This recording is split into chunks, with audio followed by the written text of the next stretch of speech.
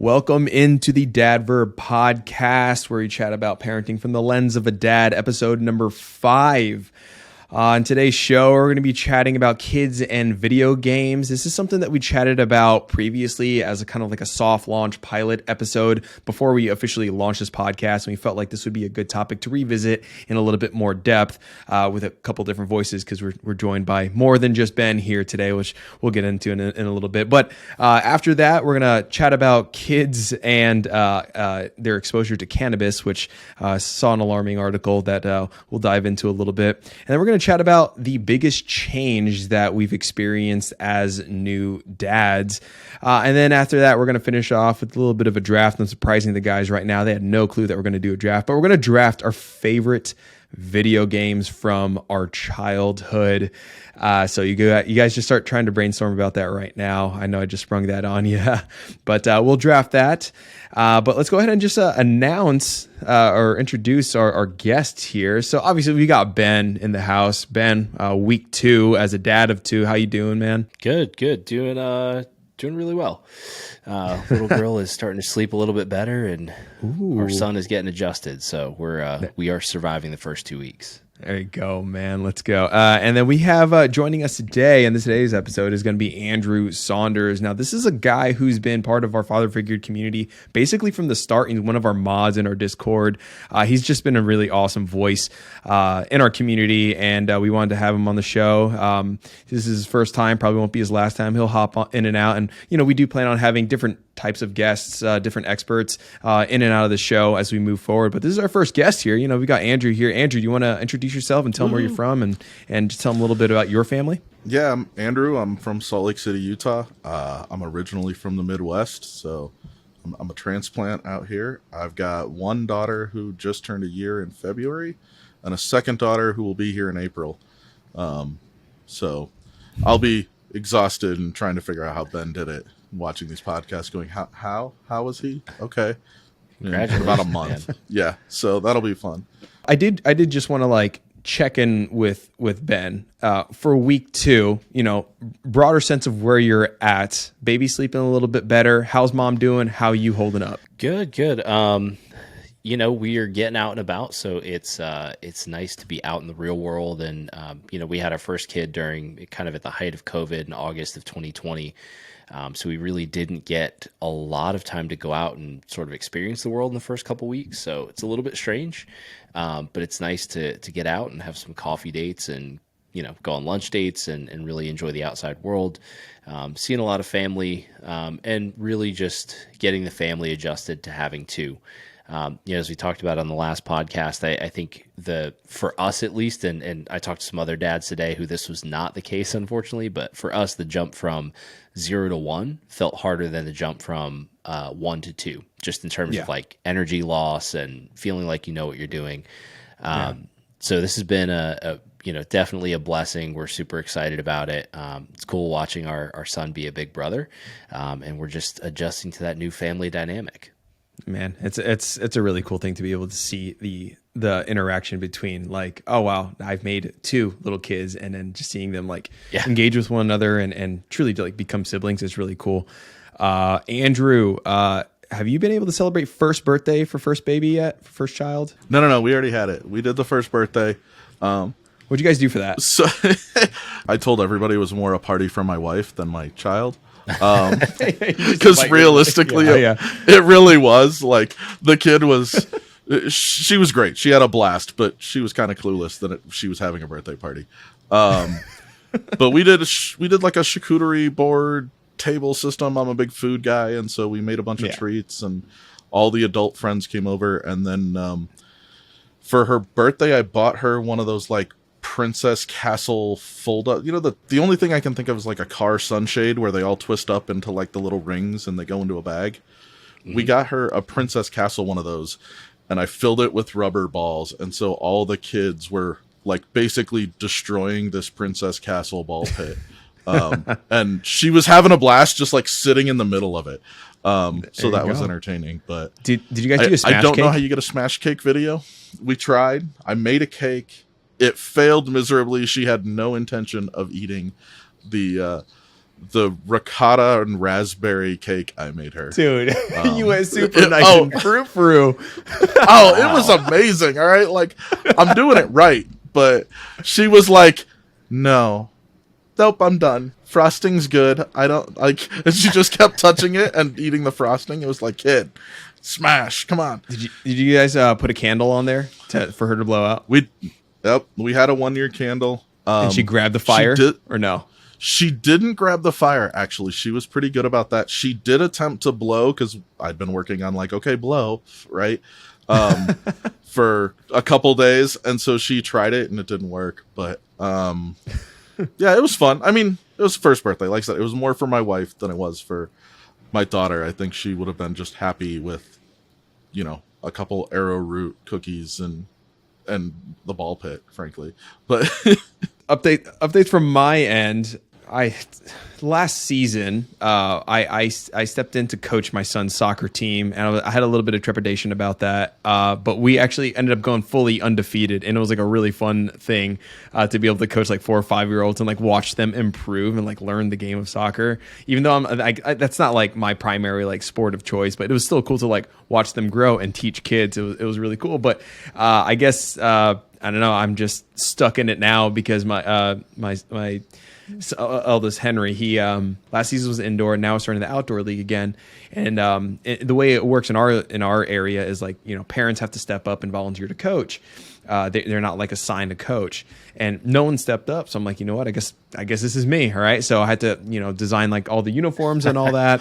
And we just had our first game, and I didn't know because like it's kind of all different kids. Some of them have played with each other, but they're these new kids, and they're just like dominant. Like these kids like dominated this other team. It was like I felt bad, but it was like literally like 21-1. It was unbelievable. So really excited for this soccer season, but it's just been fun. Like rules in your league, right? No, yeah. Well, I tried to instill my own of just like when there was a breakaway, I'm like, okay, slow it down, pass it, and they were just rocking it into the goal. I'm like, I don't know how to, and I felt bad. Like I could see the other sideline across from me, like the parents just like being a little bit discouraged, and it really like hit my heart. I was like, oh no, because I've been in that where like we were on a team where my kids' team sucked, and it's not like a competitive thing because no one's keeping score, but like low key you're keeping score, and you're always keeping score. Oh, you're always dads keeping are always score. keeping score. The dads always know who won, right? Yeah. Yeah. So that's the update with all three of us. Let's roll into our first topic here, and it's again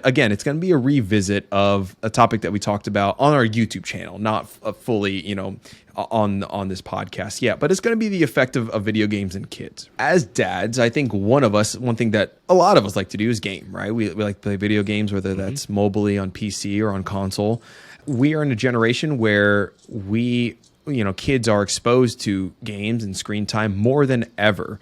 But now we have to toe this tricky line of how much is too much, right? Because, we do use tablets and screens as a tool sometimes. You kind of just like, hey, we need a bit of a break. This is great. But sometimes it can go a little bit overboard. And I just want to open that up to you guys. What are your thoughts on kids and video game? Is it good? Is it bad? What's too much? What's too little? Yeah, so no real changes in opinion from the last time we had the conversation. I think it's a really good one to have, and it's one where I don't really think there's a right answer. I think there's the optimal answer probably from a developmental perspective, from a psychology perspective, from a child development point of view. But then there's sort of the reality, real world, what are your kids actually experiencing? And what do you experience in the home? And what is your home environment actually look like? I think for us, we look at video games and screen time as sort of two things. One, it's something that we share as a family. So if we're watching a movie or we're doing something together, we try to, as much as we can, engage while we're watching the movie. So, my son's like really into watching Frozen right now, like both 1 and 2. He loves both of the movies. But instead of just sort of plopping him down and letting him watch it, we'll like ask him questions and talk with him about the movie. So he kind of has to tell us about the story while it's happening. I know that's not specific to video games, but I think where that starts to lead into is when you think about video games and their influence on kids, you can have a positive influence on your kid using video games. One, if you're engaging while they're playing the game, and two, if the game is appropriate for them to play. And appropriate being really kind of your call as a parent. But, you know, for example, the things that our kid plays, he's 2.5, he might play like some developmental games, right? Like it's going to be puzzles. It's going to be learning colors, shapes. You know, he's not playing first person shooters. He's not playing you know, anything super fast moving. Specifically because we want him to have the experience of, yes, I'm using an electronic device because that's going to be probably an integral part of his life. But he's doing something that's going to help his brain develop and help him develop the characteristics that we think will be important moving forward. You know, okay, and before we get into Andrew's take here, I do want to mention, I failed to set this up properly. The thing that kind of kick-started this conversation was when House of Highlights, which is a very popular Instagram account, they posted a quick reel of a 3-year-old absolutely crushing it on Call of Duty on his tablet. He was going super fast. He was shooting, sniping, and just actively just managing a very complex game very well for a 3-year-old. And on one hand, you know, that is a really cool thing to see. It's like, oh, wow, man, this kid's really crushing it. But on the other, it's like, man, what is that doing to his brain? And that's kind of like where kind of this conversation started. So when Ben referenced, you know, the types of games, not so much first-person shooters, but different kind of, you know, learning types of games, that's kind of some context as to where we were kind of getting this conversation started from. Anyway, Andrew, what are your thoughts on this, man? So, I mean, I have a 1-year-old, right? She's not playing video games yet. Sure. But she's watching Cocomelon. She's not, actually. She watches a lot of whatever I'm watching. So Law and Order is one of her favorites right now. A little, what did we finish the other night? She watches very inappropriate shows for 1-year-old, now that I'm thinking about it. But I was trying to think of this in context of my best friend's kids, because he's got 5. And now they're 8 to 16, but when it was really a question, his youngest was 4. And we were playing Diablo 3 on the Switch, and his 4-year-old was playing Diablo 3 with us. Diablo 3 is a mature rated game, right? There is nudity, there is blood, there is, like, it talks about Satan. I mean, it is not a kid-friendly game.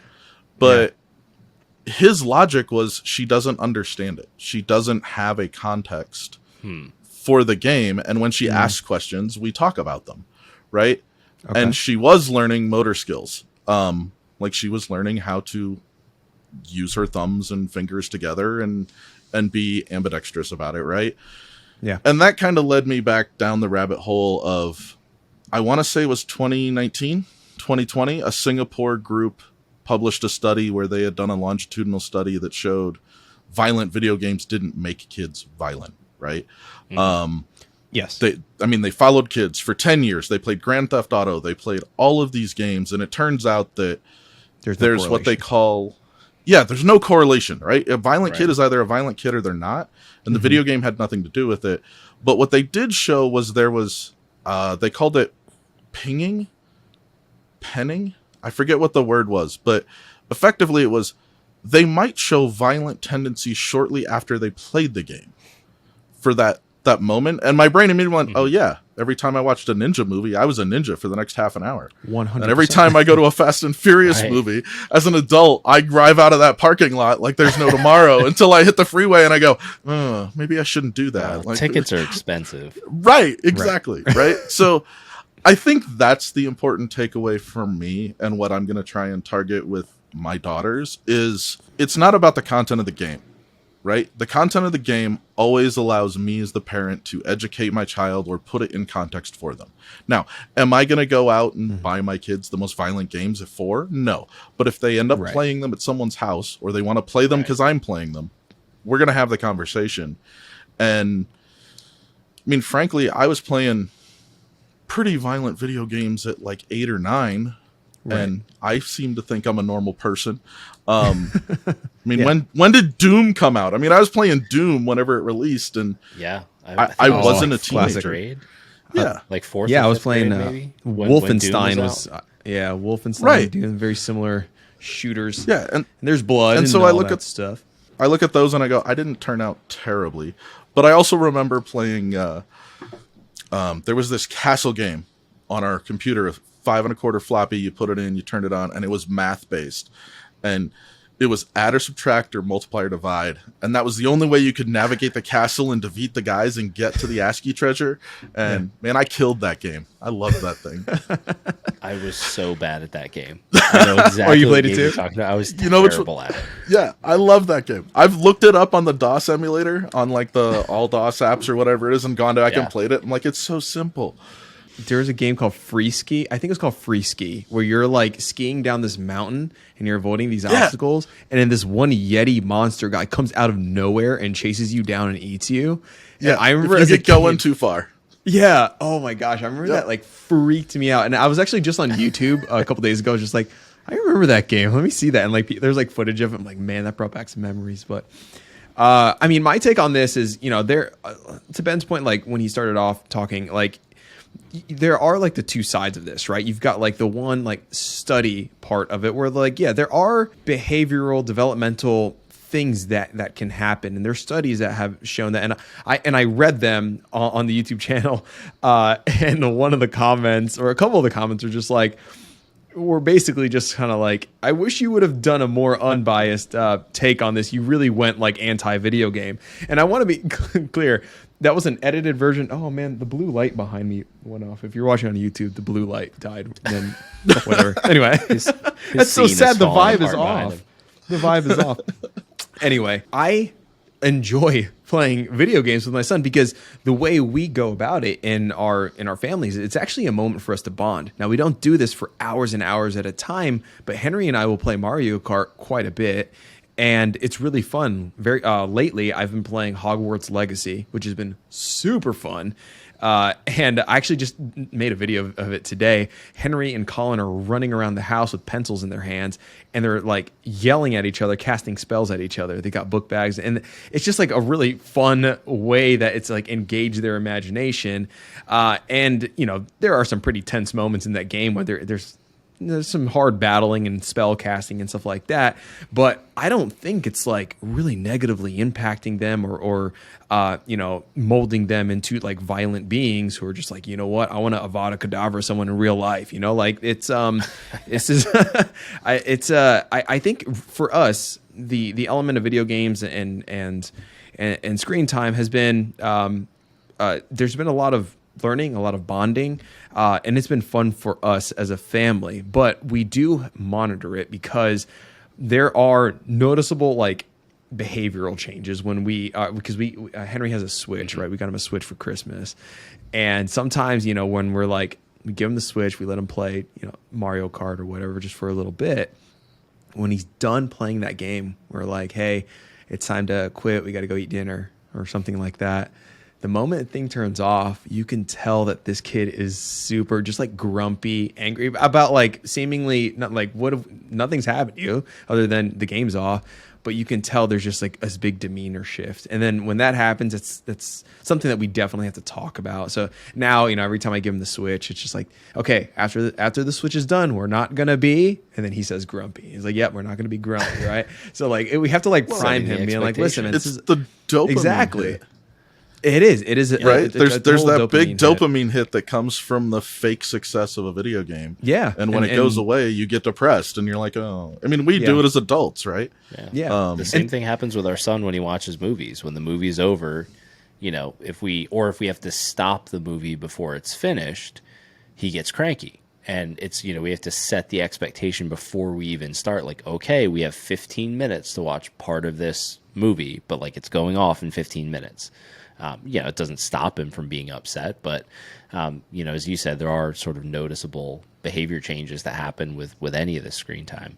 Yeah, and that's a tough thing to navigate, but it is something that we do keep in check. But yeah, we don't like totally say like no video games ever. We're just kind of not that tie, because we enjoy it. It is a part of our family. And there's also the social element, because now he's going to school, and a lot of the kids that he goes to school with all like have older siblings, and they're all playing like Super Smash Brothers or whatever. So there's also the element of like, I don't want him to be left out. I want him to be good. If he goes to a friend's house, like I need him to perform optimally so that he has the bragging rights. Like you need to gotta be able to win. He can't be the kid who's always losing at Smash Brothers, but he can't win every time. Yeah, okay.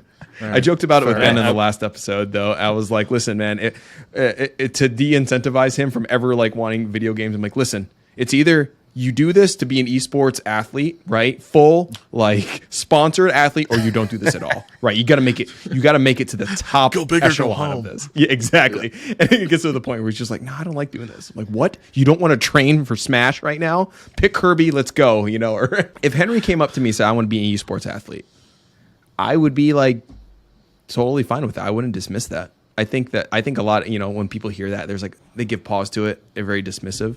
I mean, if your kid wanted to be esports athlete, what would you say? You better go get a degree in computer science first. I mean, a backup plan. Yeah, like let's be fair, right? I would argue that esports has a longer life longevity than something like being in the NFL, right? Oh, well, yeah. But no, just your skill set could last a little longer, right? For sure. But the number of positions is significantly smaller. Like if your goal is world-renowned League of Legends player, that's great. 10 years from now, League of Legends won't be a thing. You're going to have to learn a new game, right? Like, yeah, exactly. At some point, you need to have the equivalent of a car dealership available for you, right? To have an income. And that's, all right, go do it. But at some point, you do have to have realistic expectations. Does that, maybe I'm being daddy downer. But no, I think that makes a lot of sense. I think it makes a lot of sense. It's having the right perspective on it, right? That there's this sort of evolving skill set that needs to happen in order to make that a career. And I think, you know, I hate to say this, but even with like knowledge work, like we're seeing that shift just with AI. Like we're all having to look at, you know, anybody that's got a 9-to-5 right now is having to look at their skill set and say like, okay, how do I evolve this for the future? Because my current role may not always be there. Just as you would encourage your kids, you know, to probably do the same thing. And I do want to go back to one point, Andrew, that you made about the study where kids were playing violent video games that didn't necessarily turn out violent. Right. And I think this is another point you made about, you know, playing Mario Kart with your kids, is so much of what happens with the context of those games is directly related or attributable to the environment in which those kids are raised, right? Yeah. So, for example, when we talked about the House of Highlights and seeing that kid play Call of Duty, it's like the assumption is this kid is so good at it because he never does anything else. Now, I don't know what his home environment is like. Maybe that's just something they enjoy as a family. He happens to be really good at it, and he's got a great, you know, very well-balanced home life. Maybe he doesn't. Maybe that's their, you know, babysitter.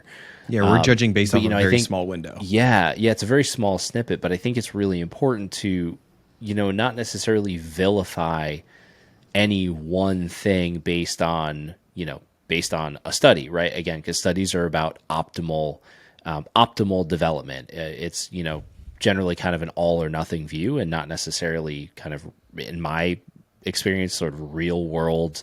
It's about like, you know, looking at one very small facet of a child's development. And so if my kid's going to play video games, I think, you know, it's really important that we talked about earlier, setting the context and then opening yourself up for those conversations. So let's say you do run across something that is objectionable or questionable or your kids don't understand. That's parenting. Like that's the hard part of parenting is like explaining that to your kids and saying, okay, this is what that means. This is what we believe as a family. Like, talk to me about how that made you feel. And like, that's the down and dirty, like kind of nitty gritty of parenting that I feel like a lot of people dismiss as not being important, or they will shield their kids from it so much that they never have to have those conversations. And that's just not the real world. Well, I mean, the kids that end up shielded, you end up with other problems longer, right? I mean, we all knew that person in college who their parents shielded them their whole life, and then the first chance they got, they were binge drinking freshman year. And you're like, whoa, slow down. It's like, true. you're not going to be okay if you don't. Like, I'm only 18. Moderate. I don't know how to help you, but you can't drink half the keg tonight. Like, that's not physically possible, and it will hurt in the morning, right? Those kids, no, but a lot of that behavior shows up from what I would call early intervention and the openness of the conversations, right? I mean, I'm sure your parents both had the, like, are you doing drugs conversation with you? Because I remember the day Dad had it with me, because, right? So in high school, I drew a lot. Yeah. And I like to draw with Sharpies. So I would I would sketch, and then I would outline it in black Sharpie, and then I would color it in colored Sharpie. So at one point in my high school career, I had like 12 Sharpies just hanging out of a pocket. And basically it was are you huffing? Like, are you sniffing those markers? Right. And it's like, no, Dad, I'm drawing. Yeah. And that is the end of me drawing, Dad, I guess. I'm not going to be an artist anymore. Right. But we got to have the conversation. And to Ben's point, I think that's a big part of it, right? You have to have the conversation and be willing to address the conversation. I would argue there is no content that is inappropriate for a child. You just have to have the contextual conversation afterwards. Right. Yeah. And they either won't understand it because they're not old enough. They don't have the intellectual ability to understand it. Or two, they will grasp it. But not having the conversation is probably the most dangerous part of that environment. Well, it's, you don't set the context. You don't set the guidelines, the understanding, the expectations of, like, if you interact with this type of media or thing, this is what I expect of you. And I think that's, my wife and I had the conversation the other day about, like, kids and drinking. The kids that end up drinking or hiding it from their parents, it's like they're the ones that know that if they were to get caught, they're going to get just punished and punished and punished, and probably a little bit unfairly for a mistake that may not be that serious. But then going hidden can create very serious mistakes. So, it's like, we kind of talked about it like, all right, if my kid calls me at 3 a.m. and says they've been out partying, am I going to be angry that they were out partying, or am I going to be grateful that they trusted me enough to call me to know that they weren't okay to get home and I can go get them? And then no, okay, you're safe. We can have this conversation tomorrow, versus you got in the car with somebody and now we're in a totally different situation. That's actually like my hope and dream as a parent, is to be the parent who's cool enough that all the kids' friends 100%. Will call him. I can go get the kids, make sure they're safe, deal with the other parents, and then be like, look, give it 48 hours. Yeah. We'll have the conversation with the kids, right? But frankly, they're not in jail. They're not in the hospital. They're just in my house hungover. Let's. Yeah. Yeah. Right? I think that's something that a lot of people might not realize, but, like, honestly, that would be really, like, peak success as a dad. Like, if your kid was comfortable enough to come to you and open up about that, building that up, man. Like, I hope I'm doing things right now, because I would love to be able to foster that kind of relationship with my sons and my daughter, because that's I feel like that's the moment when you can just say success, right? Like, your 16-year-old calls you drunk from the party to go pick them up. Like, I did it. I'm the man. Right? Yeah, it's like, am I super happy that they're drinking at a party? But, like, but at the end of the day, it's like, you know what? It probably happened to, like, us at some point in our lives where, like, we were, doing something we should have been doing, and we all have to not expect your kids to do that at some point too, I think is unrealistic. And again, it's setting context, it's building trust, and that starts at such an early age. And it can start with something as simple as, discussing some of these difficult topics, like what happens in a video game. Okay, Ben found a good article. The headline for this article is Kids Cannabis Edibles Exposure Grows by 1,300% in just 5 years. Reports of children exposed to cannabis after accidentally eating an edible are rising, according to a new study in the journal Pediatrics. I think one thing that that was kind of outlined in the article, or a lot of these edibles, they kind of look like just regular fruit gummy snacks that you might find anywhere else, and kids get a hold of it, and they experienced some pretty intense symptoms on a much deeper level than adults would have. And I'm just going to go ahead and quote this in the article. Kids are more likely to experience problem signs given their lower body weight, such as vomiting, dizziness, difficulty walking, a rapid heart rate, drowsiness, confusion, breathing difficulties. In our area, Dallas-Fort Worth area, this is a thing that just happened recently, where in a preschool, a local preschool, a bunch of kids got into one of the teachers' like purses or bags or whatever, and they found gummies. And I think it was like 3 or 4 of them, 3 kids. They just like, and kids don't eat gummies one at a time. If you give my kids Welch, like a little packet of Welch's gummies, they fist the whole thing into their mouth. Like it's all of it. So that's exactly what they did to this teacher's stash. And then there were like reports of like these kids like hyperventilating. And it was like this bad situation. Ambulances had to come, and obviously the teacher was fired. Yeah, this is this just happened a few weeks back. They experienced what that one friend you had in college went through when they did it for the first time, and they thought they were dying. Like that's exactly it. You're like, no, man, just calm down, just breathe. It's okay. As a 4-year-old, 3-year-old, that's, I mean, I can't imagine what that's like. But yeah, this is something that we're seeing more commonly. But I think it's obviously less of a problem with kids, and it's more of an issue with us as parents or caretakers Adults. or what have you. Yeah, it's an adult issue. Like, listen, I have no problem if you want to do gun. Like, who cares? Like, do whatever you do, but like, be smart. It's the same thing with guns. You know, like if you're a gun-toting family, like you got to be smart of how you store it, where you put things, and where the stuff is readily available. You know, it's I don't know. I think it kind of just boils down to a bit of common sense. What do you guys think? The correlation for me was alcohol, right? Yeah. I mean, this is very much a, why are we treating gummies, edibles, marijuana any differently than we treat alcohol? And why are the adults who are using these products treating it differently than alcohol? It baffles me that people think it's okay that just because it comes in a little tiny package that you can just throw it in your purse, right?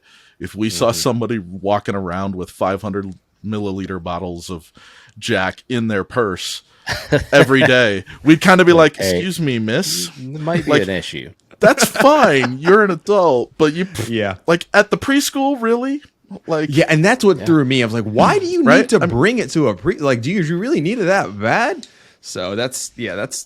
I mean, it's probably from somebody else, and she just like got it at work. I'm gonna guess. Yeah, that's true. Yeah, but I think the issue is like you look at this article, and okay, exposure has gone up 1,000%, right? Yep. I think in the context of legalization, you're looking at things like this happening, right? This is one of the big bumps to legalization that people who are against it will jump on and say, look, this is dangerous to kids.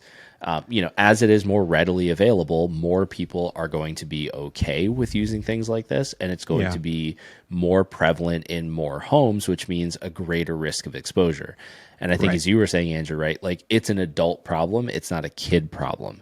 And if you aren't properly, storing, your gummies or alcohol or whatever it is, and getting it in a place where your kids can't get to it, like that's on you. That's not necessarily on your kids. And thankfully, most of these kids are coming out of this unscathed, other than the sort of temporary psychological issues. I mean, do you think? There are no studies that really show this, but like, do you think there are like longer term effects on this? Oh yeah, you think so? I wholeheartedly believe there are long term side effects of marijuana use in whatever form, and I only say that because I know guys in high school who are completely different now, and it's just 10 years later, right? Like, and they just didn't curb their enthusiasm for, to quote, what's his name?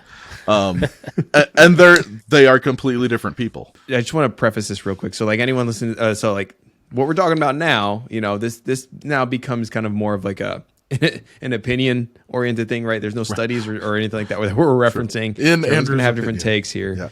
Yeah. This could be a much deeper dive, but at the core of it, It is concerning that there's such an insanely high spike, and that's on us as parents. We really do need to be more diligent with. I don't know, what was that whole Tide Pod issue? Weren't there like kids like eating Tide Pods or was that because it was a challenge? It wasn't because it was a stupid internet like meme. It was like an internet trend, channel. right? But yes, there were kids eating Tide Pods, and then they had to be like locked up behind, the anti-theft plastic at the store because kids were just doing stupid stuff they saw on the internet. This one I think is a challenge, right? Though it's so much of this is on the parents and their level of responsibility for something that can realistically be dangerous to, a child that is a tenth of your body weight. It really isn't something they should be exposed to because it's like something that's designed for, 150 to 200 pound adult is not something that's designed for a 20-pound toddler. It's going to have a much more intense effect on them. And as you said, Andrew, I mean, kind of the long-lasting psychological effects. Like, I mean, we as adults would not know what that experience would look like, what that sort of concentration level would look like in a child. Like, I don't know what that's doing to them, mentally, what their experience is, like what that feels like. Is it giving them, some people report like a sense of doom sometimes, right? Is that giving this child like an overwhelming sense of dread that they don't understand, they can't work through, they already don't know how to manage their emotions, and then they're feeling something that's incredibly intense. I mean, that's got to have a long-lasting effect. And as you said, seeing folks who don't use in moderation or maybe with a sort of different sort of mindset, it's the same thing with alcohol. People who don't use in moderation like ends up with all kinds of issues. People who don't use cannabis products in moderation can end up with all kinds of issues. So while we don't know the long-term effects, I'm sure there have to be some in there that we're unaware of. And one thing that it felt like the article kind of, and frankly, a lot of people seem to kind of dismiss is just like, oh, these are just effects and they last for 24 to 36 or whatever.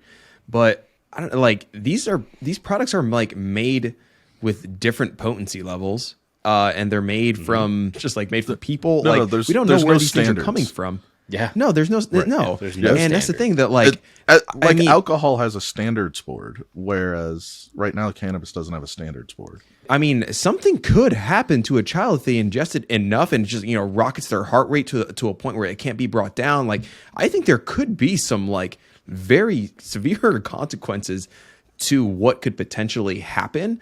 And I feel like with this conversation, when I've heard this, it just seems to kind of graze that fact. Like, oh, it's just, side effects for a day or something like that. But I don't know. I keep going back in my head, like it could be a lot more serious than that. You can get edibles, right? We can get medical marijuana, cannabis, chewies, whatever phrase you want to use.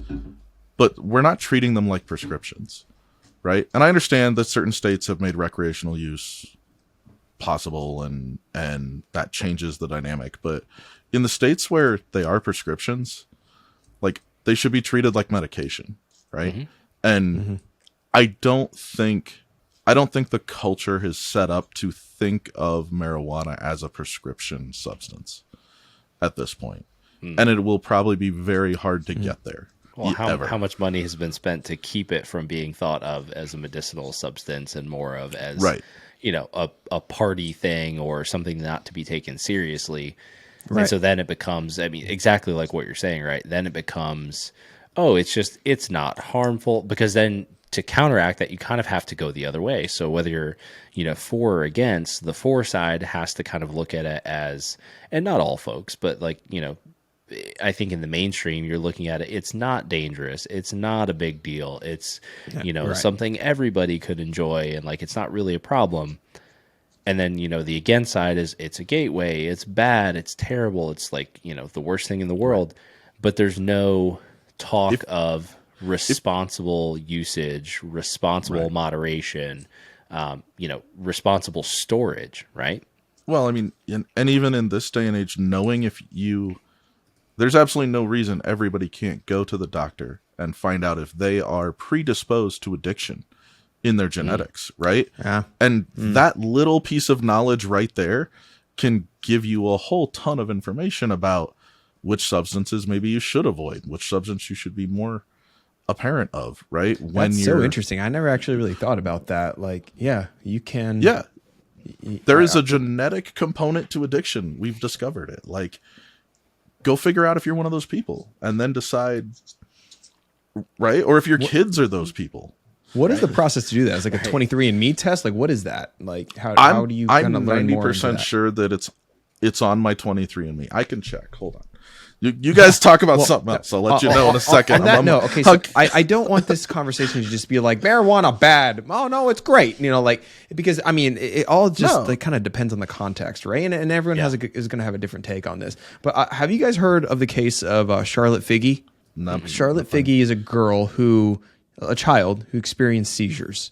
Big medicine. They tried to do everything possible, and nothing was working until they were able to use marijuana as a way to help with her seizures. And it literally changed her life. Yeah. And there's a study, if you don't mind, I'm just going to read a quick bit of the abstract right here. Epilepsy is a chronic disease character. Okay, well, I'm not going to dive into that part right here, but it goes on to say that, sorry. Overall, cannabis herbal extracts appear to provide greater efficacy in decreasing seizure frequency, but the studies assessing cannabis herbal extract are either retrospective or small scale observational studies. The two large randomized controlled studies assessing the efficacy of pharmaceutical grade CBD in children with Dravet and Lennox-Gastaut syndromes showed similar efficacy to other anticonvulsants. Lack of data regarding appropriate dosing in pediatric big word, with treatment-resistant epilepsy challenging. Anyway, the point is, more studies need to be conducted on this. But cannabis in the treatment of epilepsy with children, there's a positive trend going on right there. So that's not something that you want to like rule out all automatically. Like we would never do marijuana. Like there are some positive life-changing effects that could happen.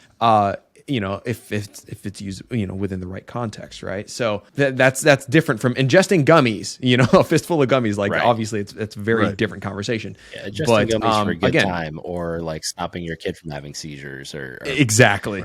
Obviously two different things. But I think that gets back to the idea that we've had this idea for so long that there is no value in it, and that's been pushed as a narrative. So then it becomes something that, either because it's low or no value, it's seen as something that's not a big deal. Therefore, it's something that doesn't need to be, in our mind as a society, we don't really need to protect it. They're just gummies. It's not really a big deal.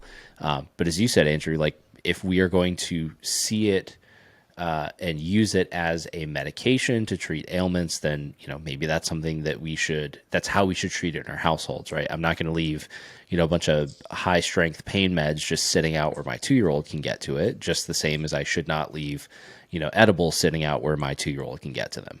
Well, there's 12 different genes according to 23andMe that count towards addiction. And it was published by the Journal of American Psychiatry, looking at alcoholism.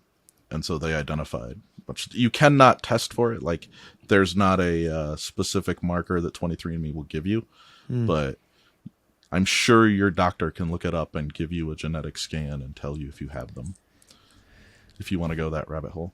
They told me whether or not my kid was a girl via my wife's blood. I feel like we can get these numbers. That's still the wildest thing. Right? Early on genetic test where they just tell you if you have the markers, you're having a girl or a boy.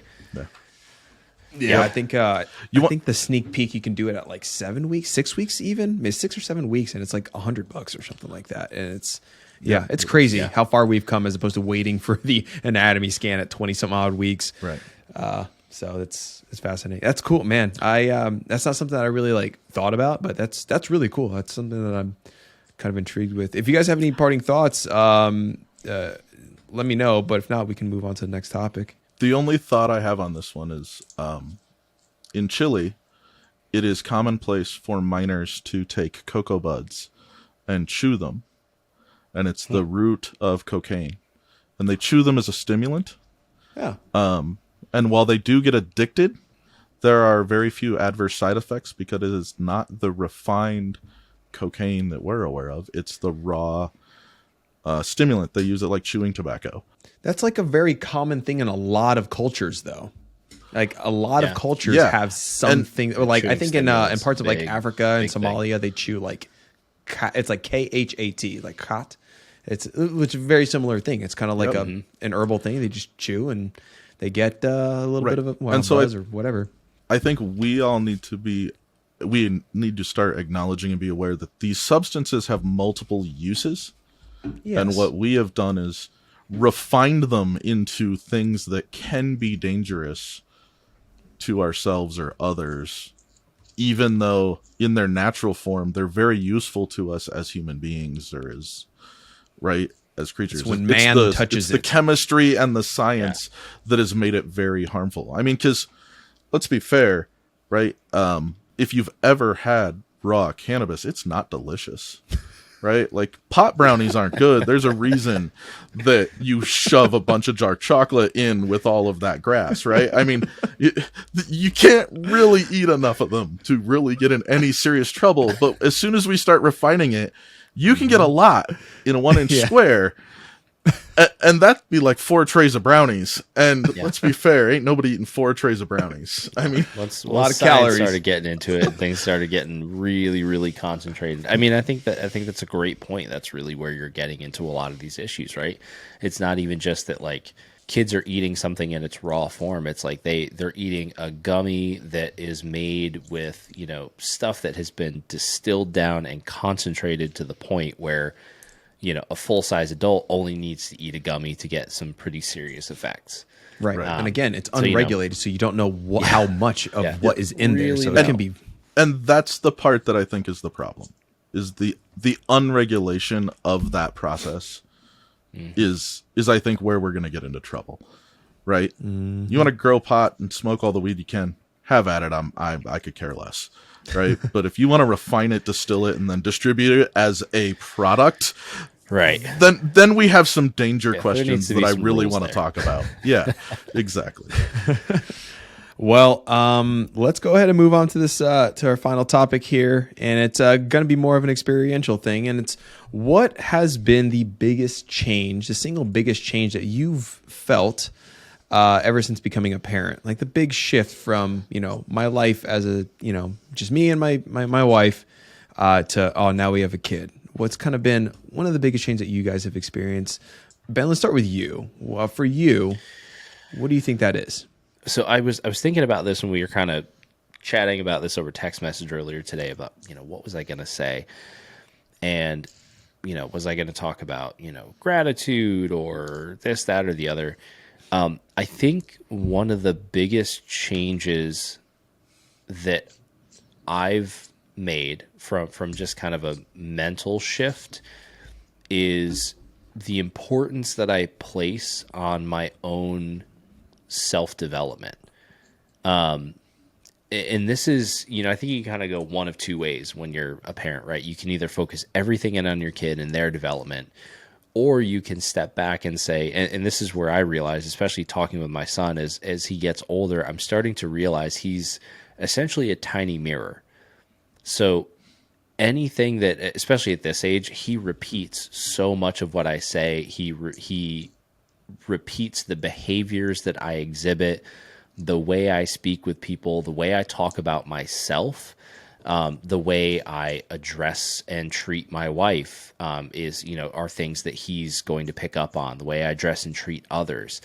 All of those little sort of intangible things that I'm not necessarily saying them to him, but I'm providing an example, have led me to this sort of core fundamental belief that my goal should be to be the absolute best version of myself in as many ways as possible, and know that I'm not going to get it right 100% of the time, and know how to address that and talk through it. And, when I make a mistake, how do I talk about that with my kid?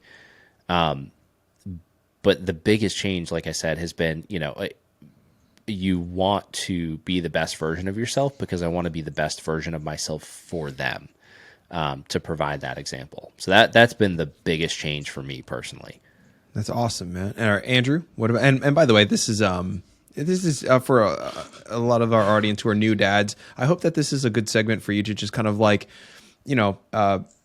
set your expectations just a little bit, of kind of what to expect, and hopefully you can glean a little bit of insight here. But that was Ben. Andrew, what about you, man? Well, I'm just gonna say Ben did not help mine at all with his rousing stir to be the best dad ever. Mine is fear.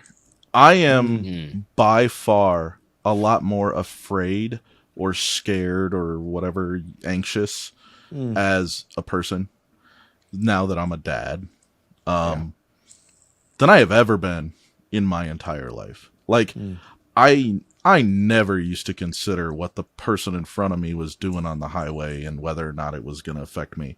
My logic was always, I'm in a tank, I'll hit them, I have insurance, let's move on. Right? And now it's like, no, get off your phone. Like, what are you can't just cut across 3 lanes. Like, there's just, and I don't even have the kid in the car, right? I'm just going with, if you kill me, I'm going to be pissed and I'm haunting you. Like, right? Like, it's that, and there's this weird underlying fear that I know all parents talk about, and right? You don't understand it until you have kids, and they're right. You don't understand it until you have kids, but I have never been more afraid in my life than I have at 3 a.m. shooting straight up in bed going, is she breathing? And it's like, I don't even have a reason to have that fear. Like, there is no alarm going off. There is no dog barking. There is no, I'm just awake and I'm anxious. Dude, has your daughter given you that gag sound? Like, she's eating, she's feeding herself and she gags on something. Oh man, nothing gets my heart racing than hearing a child just go like, and I'm like, oh, what is that? That's a scary sound. Oh my God, they're dying. So I love my wife more than anything. Well, that's not true. I don't love her more than my kid, but I love my wife. But when the two of them are together and I hear that noise, I'm like, that is the moment where I'm going, this is it. This is where I'm going to lose it, or I'm just going to have to like dive down 4 flights of stairs and give both of them the Heimlich, or like, they are irrational fears. Okay. I understand that, but they are mine and I'm dealing with them. I think we should keep note of this for future episodes of, which do you love more, your wife or your kid? I think that's a let's not get into it right now. I think that's a really good topic for the future, because that could be a fun one to dive into, and our answers might be pretty enlightening. But Andrew, are you good for me to? If our wives listen to the podcast. Yeah, my wife does listen to the podcast. I know that for a fact. She likes to give me constructive feedback after the episodes. So you're not going to be honest when we do that episode. Yeah, I'd be like, I'm conveniently on vacation. Yeah.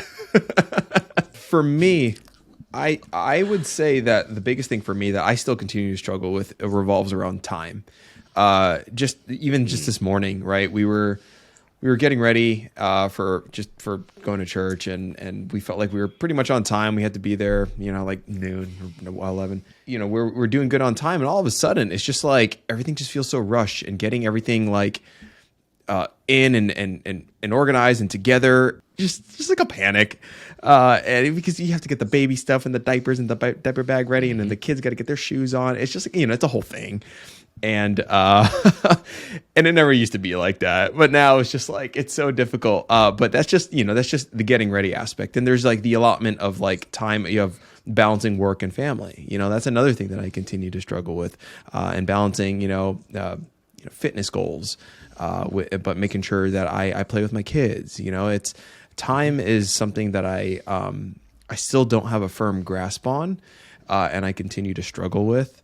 And it was probably the biggest lifestyle shift for me, just being able to balance schedules. It's definitely been hard, but I don't know about you guys, but time And time is like the only non-renewable resource we have, right? Like it's right.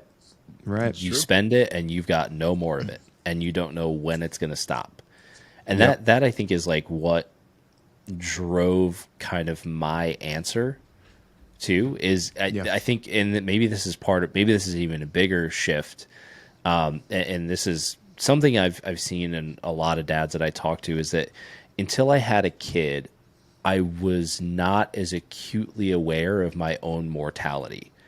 I am very aware that at 35, if on average in the US we're living to what, like 78, somewhere in there, 75, 78. Give or take.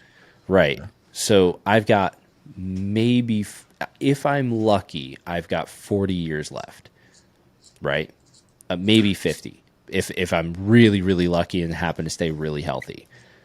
So knowing, I think seeing your kid puts that into perspective, where you start to see the next generation grow up, and you know that, like, okay, I am now to the point where my whole job is making sure that the next generation is okay, because my generation is sort of moving to the background.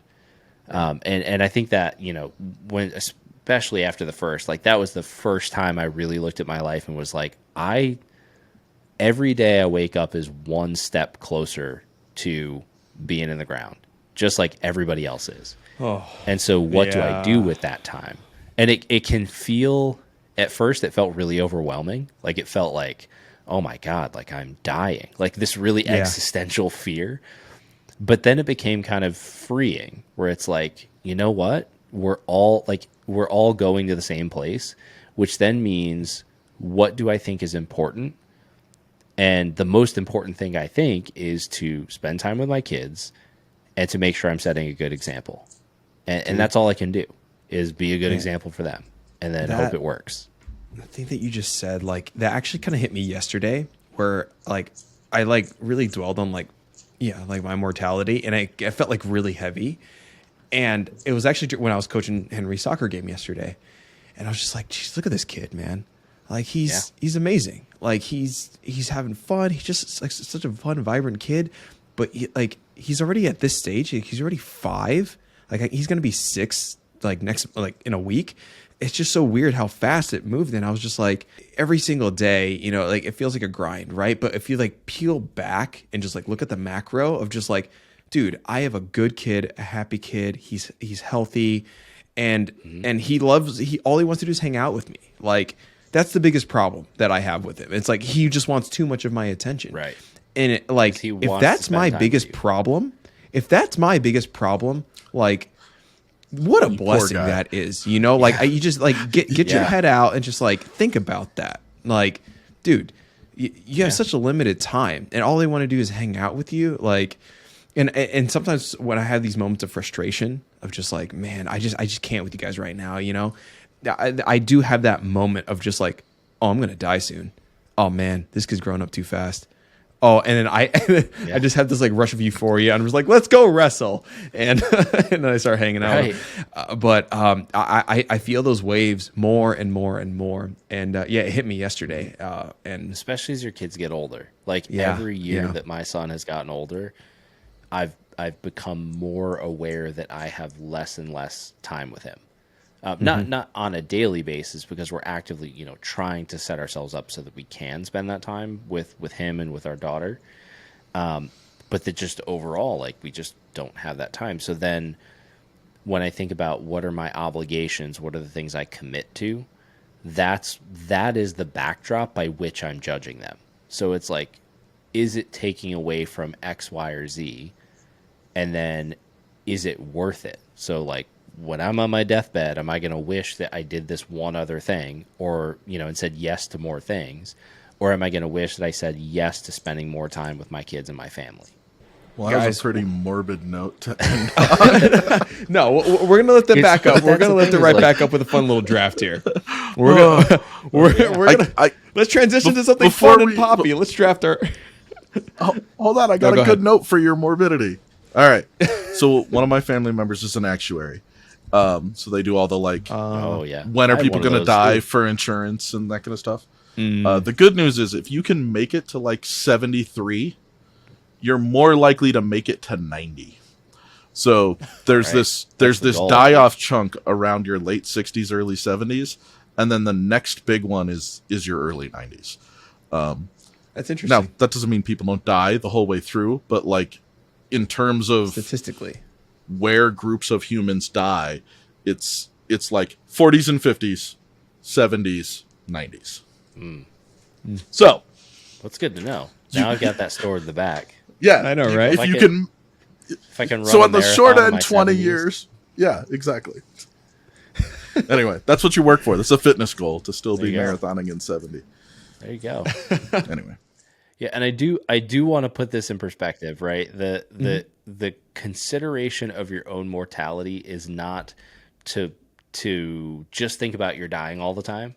It's to put everything else in perspective in terms of importance. Of like, hey, we're all moving towards dying, so like do the stuff you want to do, enjoy the things you want to enjoy, and make sure you're making time for those. We're drafting our favorite childhood video games. We'll go snake draft. We'll do guest first, Andrew, and then we'll go Ben, and then me, and then we'll snake it. So then it'll be me again on the turn, and then Ben and Andrew, and you good people get to vote on that. Who has better taste here? So we're all 90s kids, right? Andrew's a little bit older than us. Andrew, how old are you?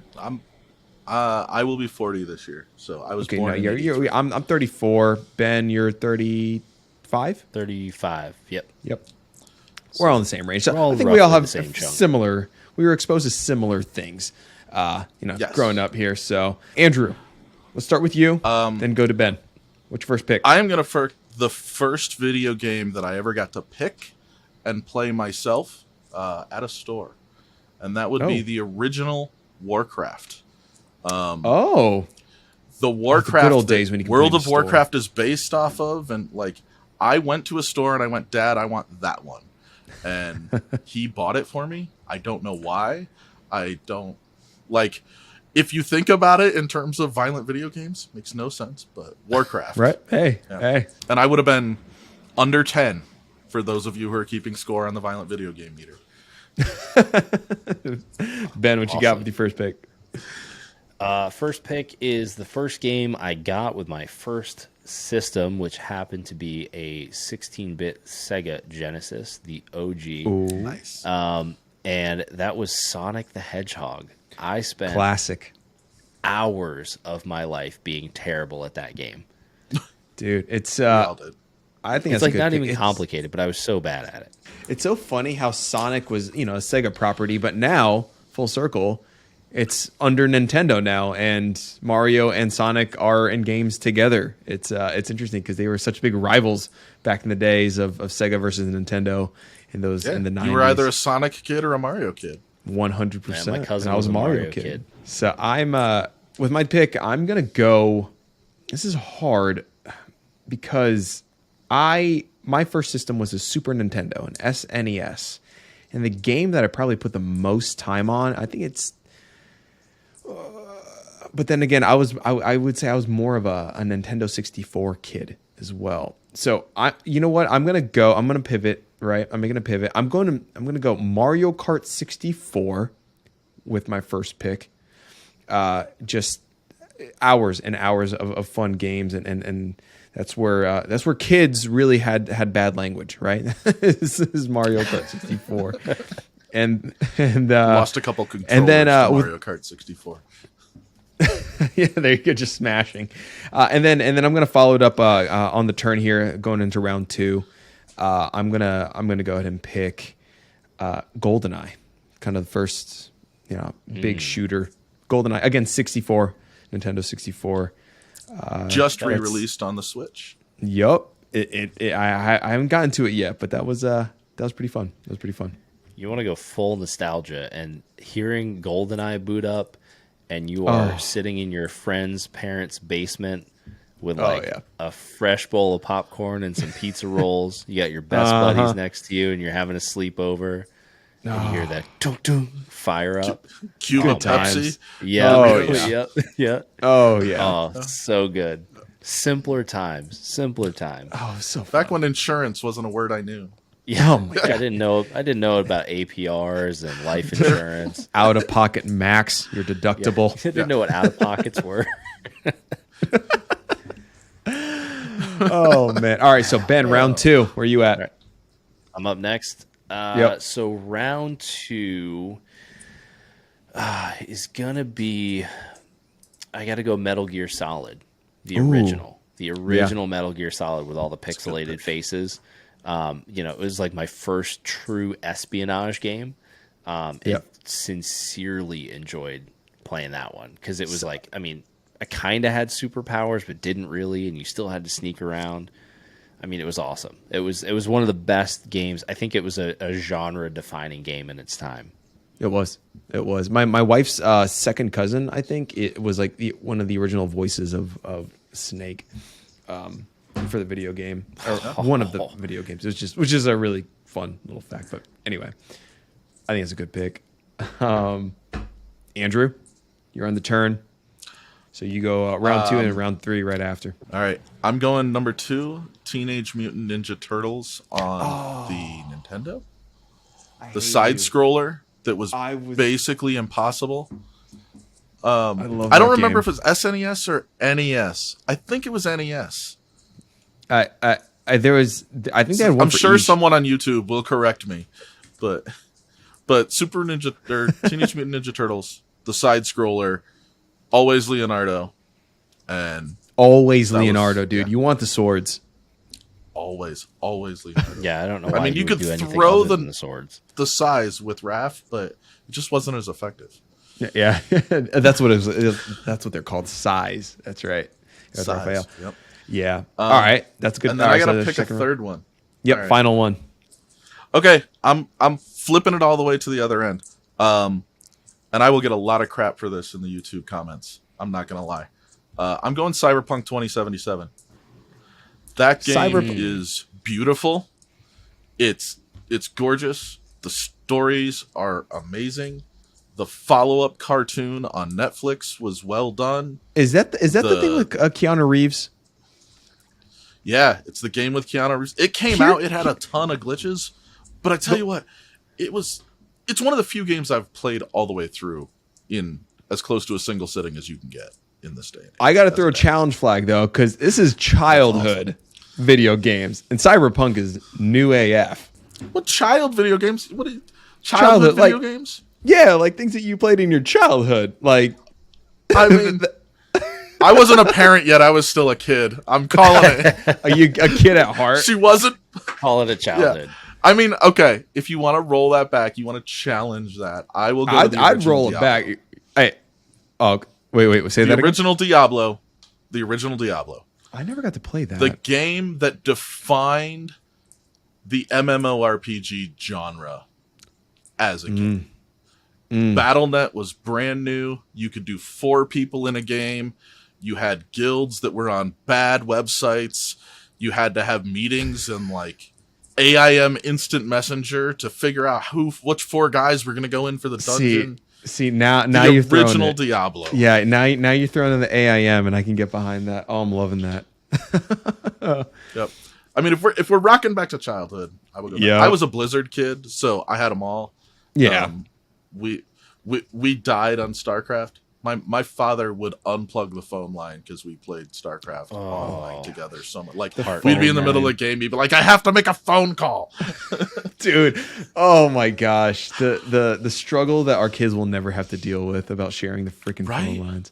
Man, we don't even have a phone line built into our house anymore. That's how different it is. So I am going to go with a random Sega Genesis game that I remember. I used to rent this from my local like video store back when you could walk in and do like video and video game rentals back in my day. And tell me if you've ever heard of or played this game. It was called Kid Chameleon. And basically the whole premise of it was you were this like little punk rocker kid. It was like I think it was a side scroller, but you were like this little punk rocker kid, and you would get different power-ups. And the power-ups would let you change into, like, there was one where you had like a rhino suit and you could smash through walls.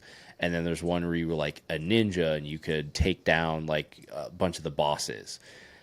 So the whole premise of the game was like you were this kid. I think you got like sucked into some kind of storyline. And then the idea was you had to use all these different power-ups in order to defeat all the different characters in the game and kind of make your way through each level. But that one was one my like cousin and I used to play constantly. That was like our, Friday night to Sunday morning, stay up all night and play this thing. That sounds like Sega's answer to Mega Man. It probably was. Probably was. A little bit. I'll have to see if I can find a link to it and I'll throw it in the chat. I'll round out the draft. I mean, I could go so many directions here. Age of Empires is a really fun game. More on the PC side of things. Real-time strategy games. But I think I'm going to go with, I played a lot of NBA Jam on my Super Nintendo as well. That was really fun. Super Mario World, the original. But I think I'm going to go with PlayStation on this one. I'm going to go with Tony Hawk Pro Skater. That really was like a big defining, like when we would have like sleepovers, we were playing Tony Hawk Pro Skater. The soundtrack was like equally as important. Like I was really into ska music at one point. We'd be like, after this episode of Dragon Ball Z and Jackass, let's play Tony Hawk Pro Skater. Like that was like phase. It was so I think I'm gonna round it out with some Tony Hawk Pro Skater. So my picks were Mario Kart, GoldenEye, Tony Hawk. Ben, what were your 3 picks? Mine was Sonic the Hedgehog, Metal Gear Solid, and Kid Chameleon. I had Warcraft, Teenage Mutant Ninja Turtles, and you ixnayed my good one, so I'm going with Diablo. Dude, I mean, all these titles on their own sound really, really good. I'm sure other people have different takes. Maybe, I don't know, it's more Final Fantasy or Pokemon, which was like definitely... I feel bad I didn't draft Pokemon. Categories. Well, like Final Fantasy VII on the PlayStation, right? Like that game was massive. That one was really good. With Cloud. That was a classic. I really like Final Fantasy X, actually. I love that one. Anyway, guys, this is our longest podcast to date, so we're going to go ahead and close things out. Thank you all for watching. If you have any sort of comments on the YouTube channel, go ahead and drop them below. We'd love to hear your thoughts, whether it's on the draft, your thoughts on cannabis or anything that we've talked about throughout this nice long episode. If you liked having Andrew on, let us know. Give him some love. For now, we're going to leave it at that, and we'll catch you in the next one. If you hated him, also drop don't let him know drop a comment. It helps with the algorithm. And also, last thing, we also do appreciate reviews. We haven't really been mentioning them that much, but reviews do help this podcast grow. We'd love to have more dads discover it, and it's been fun to make this and grow this. Only 5 episodes in, but we hope to have many more. So please, we'd appreciate a 5-star review if you have the time to do that, whether it's through Apple Podcasts or wherever you're listening to. Anyway, thank you guys for watching this or listening to this, and we'll catch you in the next one. Peace.